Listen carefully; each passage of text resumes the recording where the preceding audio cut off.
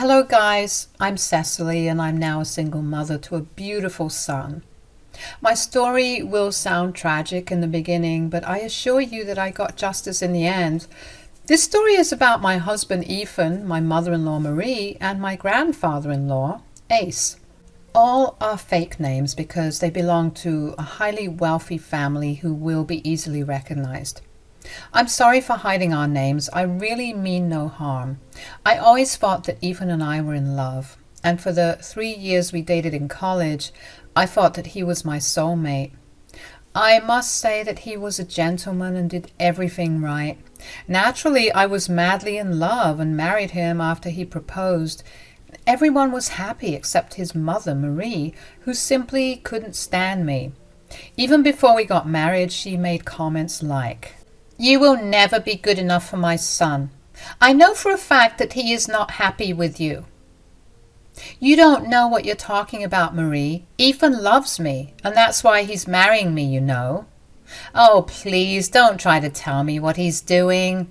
I know my son well. He will never be happy with a low-class girl like you. He hates cheap things, and you are one of them. Your marriage won't last, I know it. Believe me, I will celebrate when he divorces you." I knew Marie had a problem with me because I wasn't super rich like them. Speaking of them, let me tell you that only Marie's father, Ace, was rich.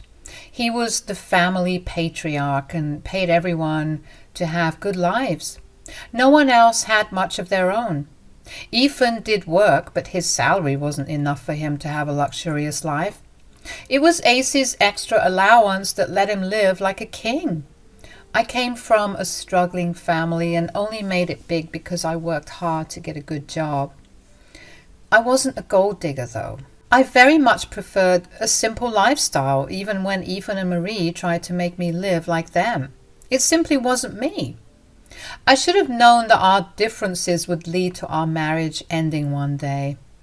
I was just stupid not to realize that. I believed that my husband loved me and he would make me a happy woman. After living a life full of struggles, Ethan's care really got to me. He did his best to make sure I had a good life and even went out of his way to keep me happy. Ace was also an amazing grandfather to me and actually made me call him Grandpa. He was fond of me from the very first day he met me. So Marie's hatred of me never caused trouble in our marriage. Ace and Ethan were always there to stand up for me.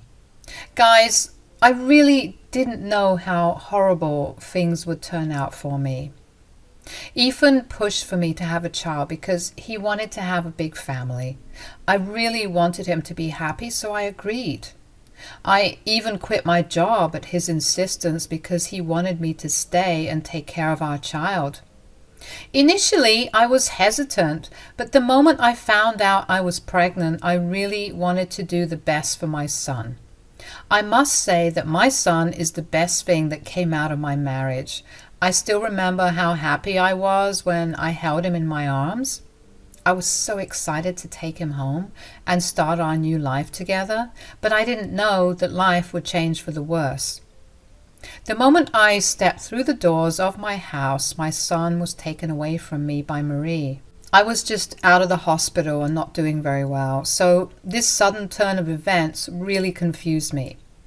I was just going to ask what was going on when I saw Ethan taking 3 suitcases from his staff and throwing them at me. They hurt because they were packed.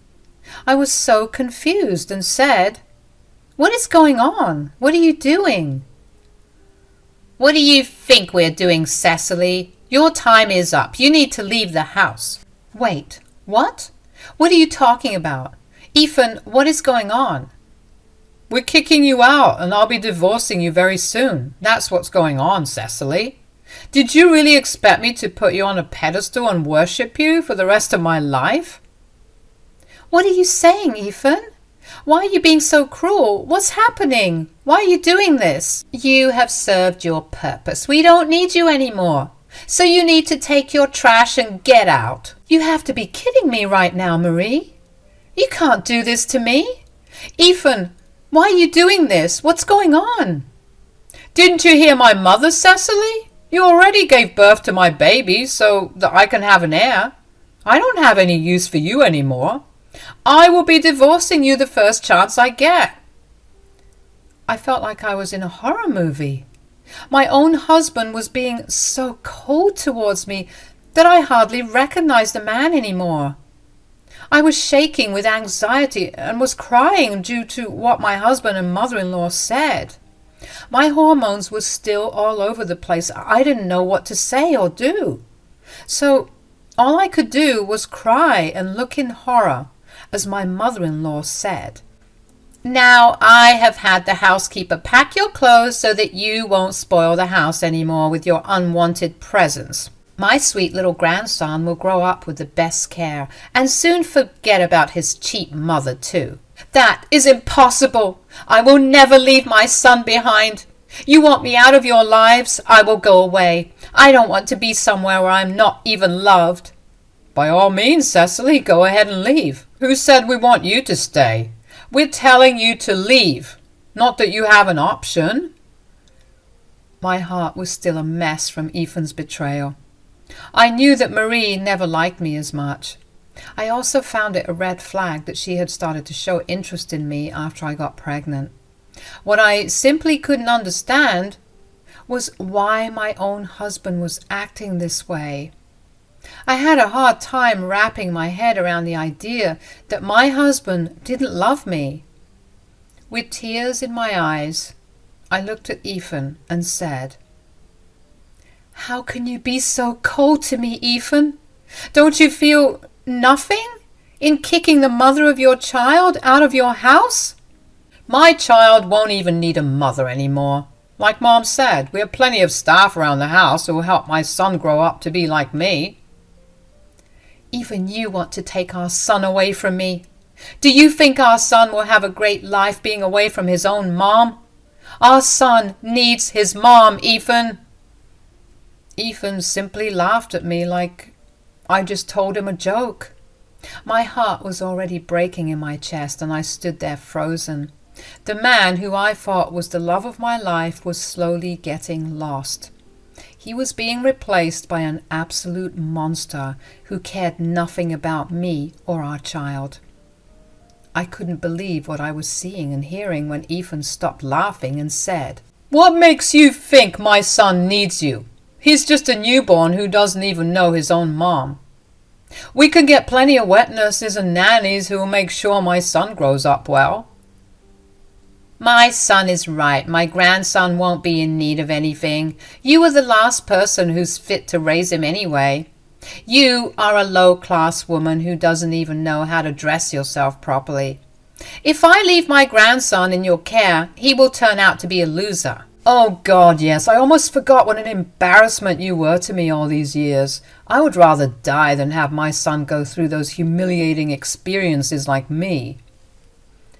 Ethan said those words with great distaste. It was like my husband was regretting all the years he spent married to me.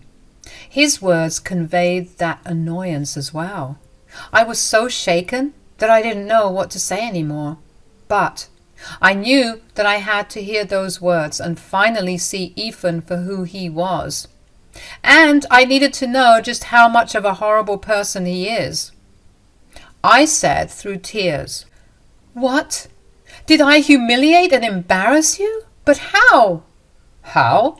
Do you want to know how you embarrassed and humiliated me? Just look at you, Cecily. You belong to a low-class family and used to work a 9-to-5 job like some broke woman. You are not suited for an upper-class family like ours. Mom tried so hard to teach you our ways, but you didn't even want to learn anything." "Wait, so you wanted me to become a rich snob? If I was such an embarrassment to you, why did you even fall in love with me?"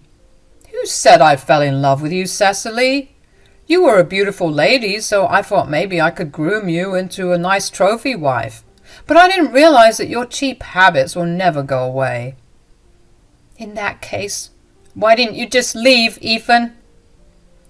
"I would have dumped you after having some fun, but then grandfather ended up liking you. I wanted us to get married and have kids. I knew that if I had walked away, Grandpa would have been angry, and that's why I married you. Now that you have given me a grandson like I wanted, I have no use for you anymore." So, that's why Ethan had married me. He married me because his grandfather wanted me as his granddaughter-in-law. Ethan was scared that Ace would pull his allowance and inheritance if he dumped me for no reason. So, to get into Ace's good graces, he married me. Now I knew why Ethan was pushing me to have a child. All he wanted out of me was an heir, so that Ace would leave him his fortune. I stupidly gave in, and now I am suffering the consequences. This was all a part of Ethan and Marie's twisted plans. Ethan never loved me, and had only wanted to use me for fun. The man I married was not my soulmate, he was a predator. I felt disgusted just looking at him. I said, "So, that's what this was all about? You just wanted your grandfather's fortune and did all this for that. You destroyed my life just to get on Ace's good side." "Who cares about your life, Cecily? As far as we're concerned, you have no relationship with us anymore." "I'm still the mother of your grandson and am married to your son, Marie. You can't end relationships in one day." "We're already working on that, Cecily. You don't have to worry about it. Our best lawyers are working on your divorce and the termination of your rights to my grandson." "I will never let that happen, Marie. I don't care if Ethan divorces me, because all my love for him is already gone. I won't be with someone who doesn't love me. But if you think I will give up my child, you two are dead wrong." "What can you do, Cecily? We'll get the best lawyers and trap you very nicely. Don't worry. I'll even offer you some good money to get lost." "We will compensate you with what we think is reasonable. I suggest you just cooperate and do what we say. Otherwise, we will make your life a living disaster." Ethan and Cecily were actually threatening me now. My emotions were now shifting from heartbreak and hurt to just raging anger. I looked at both of them, who were looking back at me with smug expressions. Marie still had my newborn son in her arms, and I knew she wouldn't just give him back to me if I asked. I didn't want to fight her because I was weak, and she had more people on her side who would just drag me away before I could get my son. I didn't want to hurt my newborn in any way, so I refrained from trying to snatch him back. Instead, I calmly looked at them and said, "You two want me out of the house, right? Fine. I will leave. I will leave right now, but know this. I won't let you take my son away from me." "We will see what you can do, Cecily. Once you tell people or lawyers who you're dealing with, no one will be on your side." "I don't need to go to any lawyers for what I have planned, Marie. I promise you right now that you and Ethan will pay for what you have done to me today. This is not the end." "Oh, please, keep your ridiculous dialogues for someone else, Cecily. You can't touch a hair on our head. We will crush you any time we like. Also, there's no use going to Grandpa about this. Blood is thicker than water, and he will side with his family over anyone else. He always has." I didn't even bother to grace them with a reply. They simply didn't deserve one from me. I wasn't going to stand there and waste my time while Marie and Ethan made fun of me and threatened me.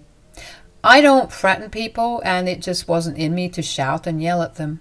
I was mentally and physically exhausted and worried about my child. I needed to preserve my energy to get back at them later. So I quietly collected my bags and left the house. Marie and Ethan actually followed me to make sure I had left for real. They didn't need to worry because I had no interest in staying around for their insults. My skin was already crawling with what they said. So I simply called an Uber and left. From the window, I could see Ethan and Marie hugging each other and giggling like it was the best day of their lives.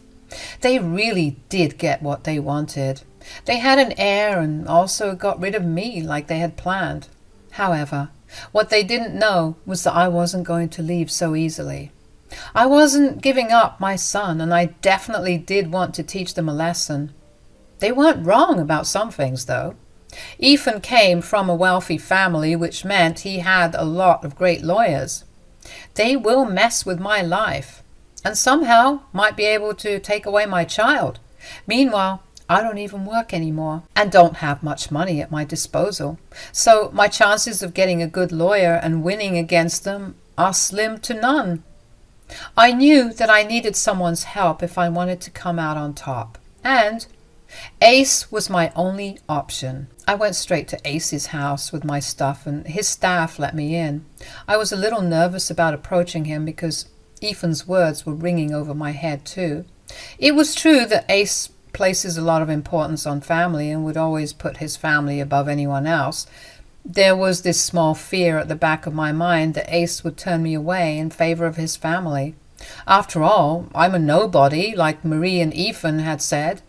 Still, I considered Ace a fair man and hoped that he would do the right thing, and I wasn't wrong.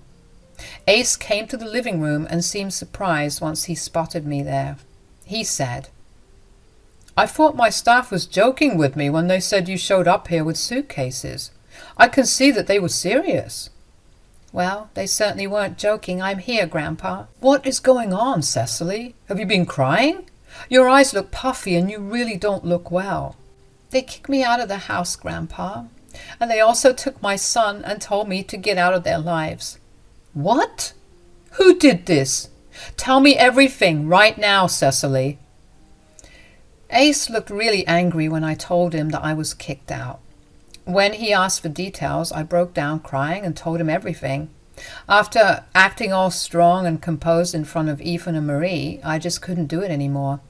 My life was falling apart right in front of my eyes, and everything I knew about my marriage was a lie. No matter what, I did love Ethan with all my heart, and what he did absolutely broke me from the inside. So I sat on Ace's couch, cried my heart out, and told him everything. He looked really concerned when I was crying, but I told him everything, and he was as mad as I was. I calmed down a little and said, "I came here because I didn't know where to go, Grandpa. You have always been nice to me, and I knew you would at least give me a temporary shelter." "You did the right thing by coming here, Cecily. You can stay here as long as you want.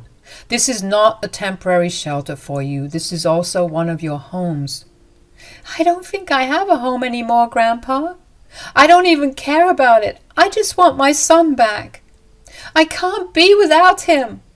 I will leave Ethan like he wants me to, but I can't leave my son." "So, you have decided to leave Ethan? Is that what you want to do?" "I can't stay with him anymore, Grandpa. He showed me his true colors, and I know he is not the man I loved. Our entire marriage was a lie. I think I have lost all the love I had for him." "My grandson has messed up big time, Cecily. I don't know how to apologize to you for this. What he and my daughter have done is not okay. Actually, I too think it would be better for you to leave him." "I am willing to do that, Ace. But Ethan and Marie want me to terminate my rights to my kid. I don't want that, Ace. Please don't ask me to do that." I was really scared that Ace would also side with them on this matter. He didn't push me to stay with Ethan, which I was grateful for, but that wouldn't mean that he would allow me to take his great-grandson and move away. I don't think he would have liked that at all, so there was a possibility he would take their side in this matter. But what Ace said next absolutely surprised me. He said, "I will never ask you to give up my great-grandson, Cecily. You are his mother and he needs you in his life. What he doesn't need is an evil father and grandmother like Ethan and Marie. Oh God, the things they have told you and what they have done to you are horrible." "I don't know what to do, Grandpa. They said that they would get the best lawyers to defend themselves and pressure me into giving up my rights. They even took away my child the moment I came back to the house." "My dear Cecily, you don't have to worry about anything. I'm here for you and my grandson. I will never separate a mother from her son. Ethan and Marie will pay for what they have done." "Really? You'll take my side over them, Grandpa? They're your family, and like they said, blood is thicker than water. You always put your family above everyone else." That's what I liked about you. That's some nonsense, Cecily. If Ethan and Marie are my family, you and my grandson are too. Why do you think I gave you the permission to call me Grandpa over my name? It's because you are family to me. At the end of the day, I won't tolerate anyone being so cruel and vile, even if they are my own family. So, Marie and Ethan are going down, no matter what. Ace's kindness brought tears to my eyes, but in a good way. I was really lucky to call Ace my grandpa. He filled that little hole in my chest that was there because I never met my own grandparents. I will always be grateful to Ace for what he did for me. He was super mad and told me that he would make sure I got justice. He quickly called his staff and made a few phone calls here and there. All this while, his housekeeper was with me, giving me food and making sure I'm all right. Even an unknown woman was showing me more compassion than my own husband and mother-in-law. I hated myself for falling in love with a man like that. After a while, Ace came back to the living room and told me to come with him. When I got into the car, he told me what he had planned for Ethan and Marie. His plan was glorious, and I actually felt a little bad for what was about to come for them. Ethan and Marie's lives were about to blow up for the worst. They are really going to pay. Ace and I were going over to the house to do just that. I walked up to the house and the staff let me in because Ace was with me. Ethan and Marie came stomping down the stairs to see why I was there. However, they started to shake when they saw that I had walked in with Ace. It was probably due to the fact that Ace was sporting a very angry face that was enough to scare the life out of someone. Ethan and Marie nervously came down the stairs, but now with a fake pleasant expression on their face. It was a total failure because their nervousness was shining through anyway. They said, "Hi, Dad. What are you doing here? You should have called. We would have prepared lunch for you." "Do I look like I'm here for lunch, Marie? Why on earth did you kick out your daughter-in-law? And what am I hearing about taking away my great-grandson from her? There was also something mentioned about a divorce. Care to explain that, Ethan?" "I don't know what you're talking about, Grandpa. Cecily left out of her own accord. She said that she doesn't want to be a mom or wife anymore. We didn't do anything." "That's right, Dad. Cecily walked away on her own, and now she's spreading lies about us. I always knew she wasn't a good fit for the family, and now you know what kind of a horrible woman she is." So that's how they had planned to twist the narrative to make me the villain. I was so shocked that they came up with such a horrible plan. For a minute again, I thought that Ace would believe them. I think even Ethan and Marie thought that Ace would believe them. But they were left flabbergasted by what happened next. "Do you think I don't know what goes on in this house? Do you think you can manipulate me with lies?" "Dad, we're not lying to you." "Shut up right now. I don't want any filthy lies coming out of your mouth. Have you forgotten the fact that this house is in my name? The staff here are on my salary, so they tell me everything that happens around here." You know everything?" "Yes, I know everything that you two had tried to do. Did you really think I would let you two off the hook so easily after you manipulated me and Cecily? I can't believe this." "Grandpa, please, you have to understand. I don't love Cecily. I only married her to make you happy." "Oh, don't worry. I know all about how you had planned to use and discard Cecily, but only marry her because you didn't want to risk losing your inheritance. You think that was a noble thing to do, Ethan? Is that the values I taught you? Perhaps it was your good-for-nothing mother who made you this way." "Dad, I would never—" "Shut up, Marie. Did I give you permission to talk?" Marie and Ethan were now seriously scared, while Ace was still very, very angry. I was having a good time watching them being scolded by Ace. It was glorious to watch, but I knew it was just the start of the show. Ace continues to berate Ethan and Marie for a good 1 hour, to the extent that they were reduced to tears. He reminded them that they were both under his mercy because they lived on his money. When he was done, Ethan was literally on his knees begging for forgiveness while Marie was crying like a child. Ethan said, "I'm so sorry, Grandpa. I can see that I made a big mistake. I was just overwhelmed and made the wrong decision." Yes, we're sorry, Dad. We truly recognize our mistakes. We shouldn't have separated a mother from her child. Cecily can move back here if she wants to. Yes, she can come back and we'll welcome her back with open arms. I promise I will be a better husband too. I will work on myself. Things will go back to being perfect again. I don't think any of this is your decision to make. You two are no one to allow her back into the house because this house is mine. Plus, it's up to Cecily to decide if she wants to stay married to an imbecile like you, Ethan. What do you say, Cecily? Do you forgive them? Ace was looking at me like he wanted me to make a decision for him. I knew well enough that if I said no, there would be some dire consequences for my husband and mother-in-law. But I didn't want to say yes because I didn't want those two evil people in my life anymore. I knew that their remorse was only on the surface level, and God knows what they would do if I gave in again. So I calmly looked at Ace and said, "No, I don't think I can forgive them, Grandpa. Plus, they haven't even asked for my forgiveness." "I'm asking you for forgiveness right now, Cecily. Please forgive me." "Yeah, we made a huge mistake, dear. We are family, so let's just look past this one time. I'm sure we will have a stronger bond after this." Don't even bother with lies anymore, guys. You know what you two are. Even if you turn a new leaf and become nice to me, deep down, you two are awful people. And I don't associate myself with people like you. Good decision, Cecily. I applaud you for that. So, you heard her, Ethan, Marie. Looks like you two are in deep trouble now. You two need to vacate this house right now so that Cecily and my great-grandson can stay here. What?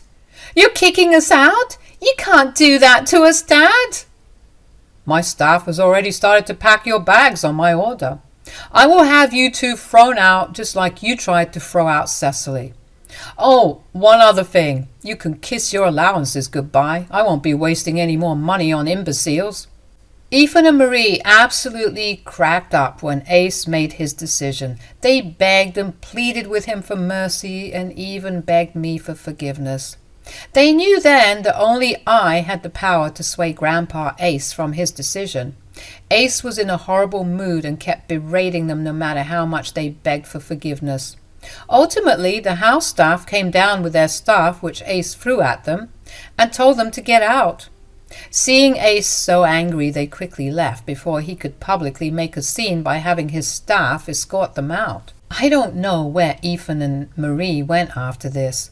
What I do know is that they kept blowing up my phone with apologies and sometimes nasty messages.